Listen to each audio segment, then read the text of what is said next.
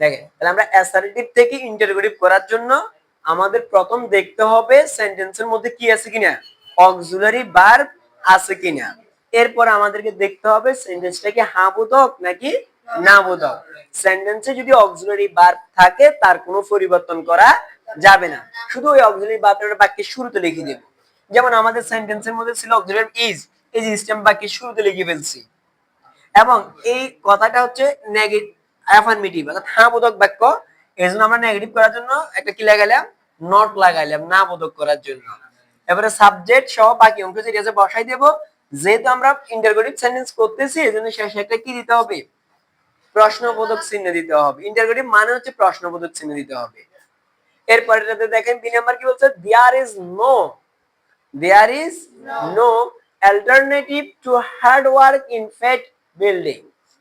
There is no, কোনো উপায় নেই, এছাড়া অ্যালটারনেটিভ কোনো অপশন নাই, কোনো কিছুই নাই, টু হার্ড ওয়ার্ক কঠোর পরিশ্রম ছাড়া ইন ফেট বিল্ডিং, নিজের কিছু করতে হলে পরিশ্রমের কোনো কি নেই, বিকল্প নাই। এখানে অ্যাফার্মেটিভ করতে বলছে, কিসে করতে বলছে, অ্যাফার্মেটিভ। মানে নেগেটিভে আছে, কিসে আছে, নেগেটিভে আছে। এখানে দেয়ার ইজ নো আছে, কি আছে, দেয়ার ইজ নো। এখানে আমরা এটাকে দুইটা বিষয় লিখতে পারি, এটা অনলি দ্বারা আমরা লিখতে পারি। Only,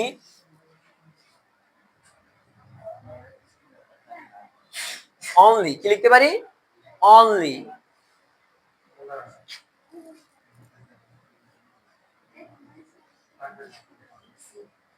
only hard work, only hard work in building, বাস শেষ। only hard work in that building, কিছু করতে হলে অবশ্যই কি লাগবে, পরিশ্রম লাগবে। সি নাম্বারে দেখেন কি বলছে, killing time is as bad as committing suicide। দেখেন এটা কি করতে বলছে, ফিউচার সিম্পল, অর্থাৎ আমাদেরকে সেন্টেন্সটাকে ফিউচার ইনডেফিনিট টেন্সে রূপান্তর করতে হবে। কিসে রূপান্তর করতে হবে, ফিউচার ইনডেফিনিট টেন্স। তো ফিউচার ইনডেফিনিট করতে হলে আমাদেরকে ফিউচার টেন্সের চিহ্ন আনতে হবে। আর আমরা জানি ফিউচার টেন্সের চিহ্ন হচ্ছে শ্যাল অথবা উইল, শ্যাল অথবা উইল। এই যে অক্সিলারি ভার্ব ইজ দেখা যায়, এই ইজ এর পরিবর্তে আমরা ইজ বাদ যাই, শ্যাল অথবা উইল আনবো। প্রথমটা সাবজেক্ট বসাই দেয়, কিলিং টাইম, কিলিং টাইম। তাহলে যেহেতু আমরা ফিউচার করব, ফিউচারের চিহ্ন আনবো। আর ফিউচারের চিহ্ন কি বলছি, শ্যাল অথবা উইল। ফিউচারের চিহ্ন কি বলছি, শ্যাল অথবা উইল। তাহলে এখন আমরা উইল লিখতে পারি অথবা শ্যাল লিখতে পারি। কিলিং টাইম শুধুমাত্র আই হলে আই এর সাথে শ্যাল হবে, বাকিদের সাথে উইল। আই হলে আই এর সাথে কি হবে, শ্যাল হবে। সাবজেক্ট আই হলে আই এর সাথে শ্যাল হবে না, তবে আমরা সবার সাথে কি বসাতে পারবো, উইল বসাতে পারবো। আমরা লিখবো উইল, কি লিখবো, উইল, কি লিখবো, উইল। এখানে যে ইজ ছিল, ইজ থাকার কারণে আমরা এখানে অতিরিক্ত একটা বি লিখবো। যদি ইজ এটা না থাকতো, শুধু ফিউচার করতে বলতো, তাহলে শুধু আমরা উইল লিখতাম, শুধু কি লিখতাম, উইল। এই ইজ থাকার কারণে এখানে অতিরিক্ত কি এসছে, বি। ইজ থাকার কারণে অতিরিক্ত কি এসছে, বি। ইজ এটা না থাকলে শুধু কি লিখতাম, উইল। এবারে বাকি যা আছে বসাই দেন। ব্যাড অ্যাজ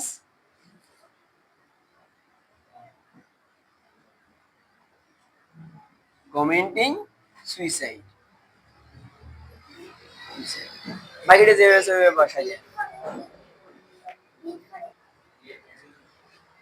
তাহলে এখানে খেয়াল করেন আবার, আমরা এখানে এটাকে প্রেজেন্ট, এটা ছিল ইজ এবং ভার্ব শেষে আইএনজি, অর্থাৎ প্রেজেন্ট কন্টিনিউয়াস টেন্স। এখান থেকে আমরা এটাকে ফিউচার সিম্পল সেন্টেন্স রূপান্তর করলাম, অর্থাৎ ফিউচার সেন্টেন্সে রূপান্তর করছি, ফিউচার টেন্সে রূপান্তর করছি। এজন্য আমরা ইজ এর পরিবর্তে কি আনলাম, উইল। আর এখানে এই ইজ থাকার কারণে একটা কি আনতে হইছে, বি আনতে হইছে, বাস শেষ। এবার দেখেন, life is only the some of moments. এটা কি করতে বলছে, নেগেটিভ করতে বলছে। কি করতে বলছে, নেগেটিভ করতে বলছে। তার মানে এটা অ্যাফার্মেটিভে আছে। প্রশ্নটা কিসে আছে, অ্যাফার্মেটিভে আছে। আমরা কিসে করব, নেগেটিভে করব। এখন আমাদেরকে দেখতে হবে কি যুক্ত অ্যাফার্মেটিভে আছে। এখানে দেখেন এই যে কি আছে, এখানে অনলি, কি আছে এখানে, অনলি। অনলি যুক্ত অ্যাফার্মেটিভ সেন্টেন্স, কি যুক্ত, অনলি যুক্ত, কি যুক্ত, অনলি যুক্ত। অনলি যুক্ত অ্যাফার্মেটিভ সেন্টেন্সকে নেগেটিভ করতে হলে, অনলি যুক্ত অ্যাফার্মেটিভ সেন্টেন্সকে নেগেটিভ করতে হলে এই অনলি এর পরিবর্তে তিনটে জিনিস ব্যবহার করা হয়। এই অনলিটা যদি ব্যক্তির ক্ষেত্রে ব্যবহার করা হয়, অনলিটা যদি কোন ক্ষেত্রে, ব্যক্তির ক্ষেত্রে ব্যবহার করা হয়, তাহলে লিখতে হয় নান বাট। কি লিখতে হয়? None but. যদি বস্তুর ক্ষেত্রে হয় তাহলে লিখতে হয় নাথিং বাট। বস্তুর ক্ষেত্রে হলে কি লিখতে হয়? Nothing but. আর বয়স বা সন্ধ্যের ক্ষেত্রে হলে কি লিখতে হয়? Not more then, not more than অথবা নট লেস দেন। কি বলছি? অনলি যদি ব্যক্তির ক্ষেত্রে হয় নান বাট, বস্তুর ক্ষেত্রে হলে নাথিং বাট, বয়স বা সন্ধ্যের ক্ষেত্রে হলে নট মোর দেন অথবা not less than, not more than অথবা নট লেস দেন। তাহলে এখন আমরা দেখবো এই অনলিটা কোন ক্ষেত্রে ব্যবহার করা হয়েছে।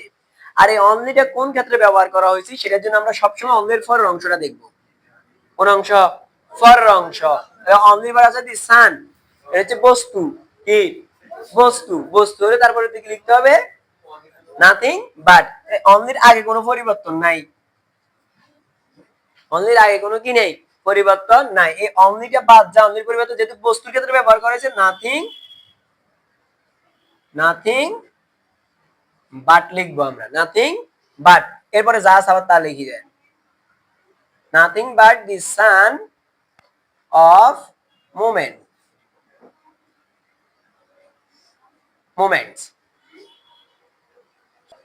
দেখেন তারপরে আমাদের কি বলছে? We should make proper use of every moment. এটা করতে বলছে ইম্পারেটিভ, আমাদেরকে ইম্পারেটিভ সেন্টেন্সে রূপান্তর করতে বলছে। তো ইম্পারেটিভ যখন আমরা করব, অ্যাসার্টিভ থেকে যখন আমরা ইম্পারেটিভ সেন্টেন্সে রূপান্তর করব, যদি সাবজেক্ট প্লাস শুড থাকে, কি থাকে? Subject plus should, subject plus should, তখন আমরা লিখতে হবে লেট আস। কি লিখবো? Let us. Subject plus should থাকলে আমরা কি লিখবো? Let us. Subject plus should থাকলে কি লিখবো? Let us. তাহলে এই অংশ পুরোটা বাদ যাবে, আর কিছু লেখার দরকার নেই, এরপর অংশ পুরোটা এখান থেকে বসাই দিতে হবে আমরা। Make proper use of every moment, এই পুরোটা আমরা বসাই ফেলবো। তাহলে এখানে we should, subject plus should, subject plus should. Imperative sentence যখন আমরা করব, সাবজেক্ট প্লাস শুড আছে, তারপরে লিখতে হবে কি? Let us, let us. Subject plus should আছে, তারপরে কি লিখবো? Let us. এবার সাবজেক্ট এবং শুড বাদ যাবে, পুরো অংশটা আমরা আবার বসাই ফেলবো। এভাবে আমরা কি করতে হবে? ইম্পারেটিভ সেন্টেন্স করতে হবে।